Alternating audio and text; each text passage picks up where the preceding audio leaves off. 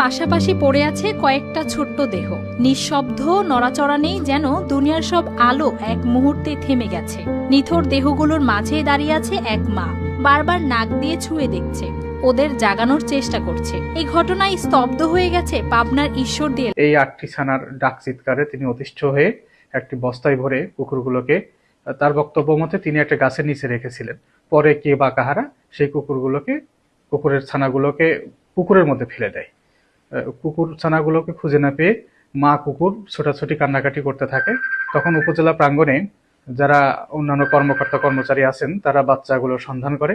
অনুসন্ধানের এক পর্যায়ে যখন নিশি বেগমকে এবং তার স্বামীকে জিজ্ঞাসা করা হয় কুকুর ছানাগুলো কোথায় আছে, তারা জানেন না বলে জানান।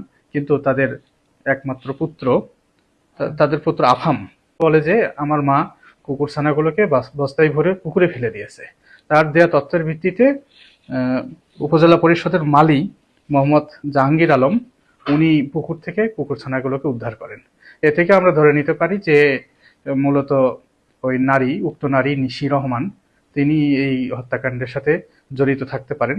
আমরা বিষয়টি তদন্ত করছি। তদন্ত শেষ হলে আমরা পূর্ণ বিষয়টি